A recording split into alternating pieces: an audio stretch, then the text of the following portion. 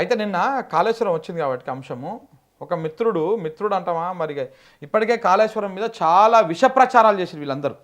మామూలు విష ప్రచారాలు కాదు, కాళేశ్వరం మీద చాలా విష ప్రచారాలు చేశారు. ఎట్లా చేశారు తెలుసా? ఇంకో ఇప్పుడు కాళేశ్వరం మీద మొన్న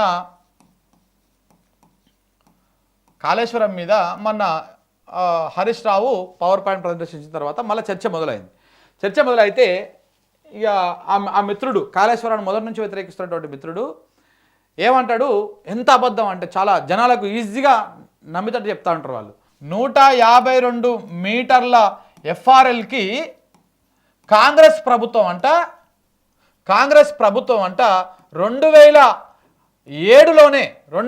2007లోనే వైఎస్ రాజశేఖర్ రెడ్డి దీనికి మహారాష్ట్రతోటి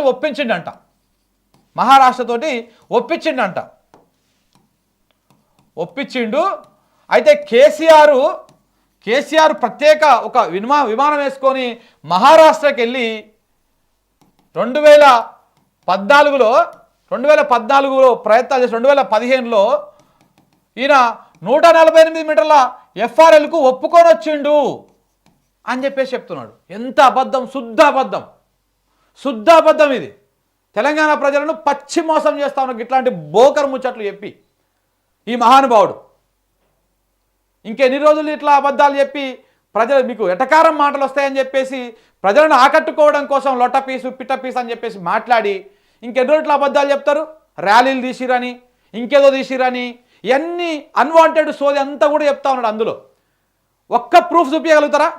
152 మీటర్ల ఎఫ్ఆర్ఎల్కి కాంగ్రెస్ గవర్నమెంట్ ఉన్నప్పుడే అనుమతి వచ్చినట్టు, మహారాష్ట్ర ప్రభుత్వం ఒప్పుకున్నట్టు, మహారాష్ట్ర ప్రజలు ఒప్పుకున్నట్టు ఒక్క ప్రూఫ్, ఒక్క సంతకం పెట్టుకున్నది అక్కడ ఇక్కడ కూర్చొని మాట్లాడుకుంటారు కదా, ఎవరైనా మా ప్రభుత్వ అధికారులు కూర్చొని సంతకాలు పెట్టుకుంటారు, ఒక ఎంఓయూ చేసుకుంటారు కదా, అట్లాంటిది ఏమైనా ఉందా? చూపిస్తారా? ఎందుకు ఇట్లా బోకర్ ముచ్చట్లు చెప్తున్నారు? 152 మీటర్ల ఎఫ్ఆర్ఎల్కు వాళ్ళు ఒప్పుకుంటే మనకు పంచాయతీ లేదు కదా, వాళ్ళు ఒప్పుకోకనే కదా ఈ పర్సన్ అంతా. ఇక 152 మీటర్లకు ఒప్పుకున్నా వీళ్ళు 148కి ఒప్పుకొని వచ్చి పోయి తగ్గించుకొని వచ్చి దీన్ని మేము ఇక్కడ కట్టొద్దాం అని చెప్పేసి కింద మేడిగడ్డ దగ్గర పోయి కట్టిరు అని చెప్పేసి ఒక అబద్ధాన్ని ప్రచారం చేస్తూ ఉన్నారు. గీడ ఈ 152తో కట్టి 20 మీటర్లు ఎత్తిపోస్తే అయిపోయారు దానికి, ఈడ మేడిగడ్డ దగ్గర కట్టి 100 మీటర్లు ఎత్తిపోస్తున్నారు అని చెప్పేసి ప్రచారం. ఆ 152కి ఇప్పుడు ఒప్పారు అదను. మరి ఇంత పెద్ద మోటవర్లు, ఇంత పెద్ద కాంగ్రెస్ ఉద్దండ పిండాలు, ఇంత తోపులు అయినప్పుడు ఇప్పుడు ఒప్పియొచ్చు కదా 152కు మహారాష్ట్రను పోయి. అప్పుడు ఒప్పుకున్న మహారాష్ట్ర ఇప్పుడు ఎందుకు ఒప్పుకోదు? ఇప్పుడు మన దగ్గర రూపాయి ఇస్తే అలా ₹2 నష్టపరిహారం ఇవ్వండి, ఇప్పుడు పోయి కట్టండి. పోయి 152 మీటర్ల ఎఫ్ఆర్ఎల్ తోటి తుమ్మిడేటి దగ్గర బ్యారేజ్ కడతారా, డ్యామ్ కడతారా, పెద్ద రిజర్వాయర్ కడతారా, కట్టి ఆడ వచ్చిన నీళ్ళు మొత్తం ఎత్తుకొచ్చి ఎల్లంపల్లి పోయండి. ఎందుకు ఇంకెన్ని రోజులు ఇట్లా తెలియనప్పుడు, ప్రజలకు వాస్తవాలు తెలియనప్పుడు మీరు ఏది చెప్పినా అది నిజమని నమ్మిరు. కానీ ఇలా వాస్తవాలు తెలుసుకుంటున్నారు ప్రజలు.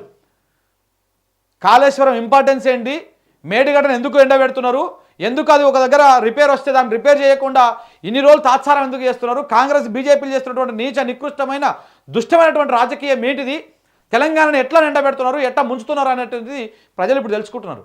ఈ విషయాన్ని మళ్ళీ తప్పుపట్టించడం కోసము ఒక్కడొక్కడు మళ్ళా మోపాయిండు. మన్నోడు ఆంధ్రజ్యోతి పేపర్లో ఆర్టికల్ రాస్తాడు, నేను అది కూడా మొత్తం కుండ బదలు పెట్టినట్టు చెప్పిన అబద్ధాలు ఏమేమి ఉన్నాయి అందులో.